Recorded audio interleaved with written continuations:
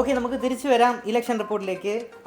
ശില്പ, നമുക്കിപ്പോൾ തിരുവനന്തപുരത്ത് കാണാൻ സാധിക്കുന്നത് വലിയൊരു മാറ്റമാണ്. അതായത് ശശി തരൂർ ലീഡായിട്ട് നിന്നുകൊണ്ടിരിക്കുകയായിരുന്നു. കുറച്ച് മുന്നേ, ജസ്റ്റ് മുന്നെയാണ് നമ്മുടെ രാജീവ് ചന്ദ്രശേഖർ ഇപ്പോൾ മുന്നോട്ട് വന്നേക്കുന്നത്. തീർച്ചയായും വളരെ ടഫായിട്ടുള്ള ഒരു കോമ്പറ്റീഷനാണ് തിരുവനന്തപുരത്ത് നടന്നുകൊണ്ടിരിക്കുന്നത് എന്ന് പറയാം. കാരണം രാജീവ് ചന്ദ്രശേഖരൻ ശശി തരൂർ പിടിയും വലിയാണെന്നൊക്കെ പറയേണ്ടി വരും. കാരണം 400-500 വോട്ടിന്റെ ഭൂരിപക്ഷത്തിനാണ് ഇപ്പോൾ രാജീവ് ചന്ദ്രശേഖർ മുന്നോട്ട് വന്നിരിക്കുന്നത്. അതായത് ഇഞ്ചോടിഞ്ച് പോരാട്ടമാണ്. കാരണം നമുക്ക് തൃശ്ശൂരിൽ മാത്രം, അതായത് സുരേഷ് ഗോപിക്ക് വലിയൊരു ലീഡ്, 15,000-ന് മുകളിലേക്ക് അദ്ദേഹത്തിന് ലീഡ് പോകുന്ന ഒരു സാഹചര്യമാണ് തൃശ്ശൂരിൽ. അങ്ങനെയാണെങ്കിൽ കേരളത്തിൽ 2 സീറ്റുകൾ BJP പിടിക്കുന്ന ഒരു വലിയ സംഭവം, ഇടതുപക്ഷത്തിനേക്കാൾ മുകളിലേക്ക് പോകുന്ന ഒരു അവസ്ഥയുണ്ടാവാൻ സാധ്യത കുറവായിരിക്കും. കാരണം ഏകദേശം കുറച്ച് വോട്ടിന്റെ ഒരു മുന്നേറ്റം മാത്രമേ കാണുന്നുള്ളൂ.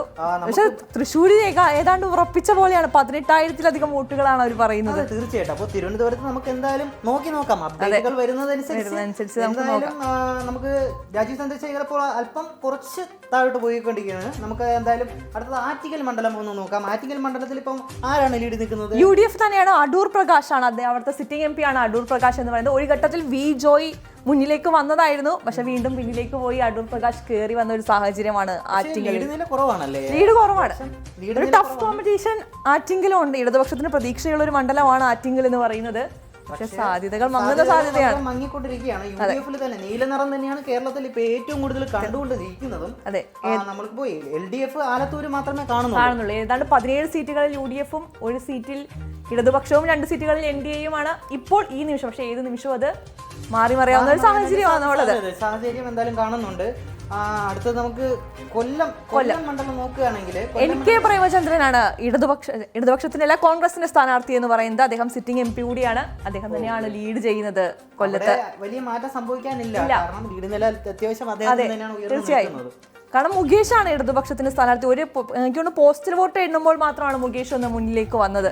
പക്ഷെ പിന്നീട് പിന്നിലേക്ക് പോയി, പിന്നെ തിരിച്ചു വന്നിട്ടില്ല. തീർച്ചയായിട്ടും. അപ്പൊ കൊല്ലത്തിൽ നമുക്ക് പ്രതീക്ഷിക്കാം. എന്നാലും നമുക്ക് എന്തായാലും അപ്ഡേറ്റ് പറയാൻ പറ്റത്തില്ല. സത്യം. അടുത്തത് നമുക്ക് പത്തനംതിട്ടയിൽ ആന്റോ ആന്റണിയാണ് മുന്നിൽ നിൽക്കുന്നത്. മുന്നിലാണ് നില കാണുന്നത്. LDF അത്യാവശ്യം പുറകിലാണ്. എന്നാലും തോമസ് ഐസക് ആണ് പത്തനംതിട്ടയിൽ ഇടതുപക്ഷത്തിന്റെ സ്ഥാനം. ശക്തനായ സ്ഥാനാർത്ഥിയാണെങ്കിലും അതിന്റെ ഒരു മുന്നേറ്റമൊന്നും അദ്ദേഹം കാണിച്ചിട്ടില്ല. ആന്റോ ആന്റണി തന്നെയാണ്. അദ്ദേഹത്തിന് നല്ല എക്സ്പീരിയൻസ് ഉള്ള വ്യക്തിയാണ്.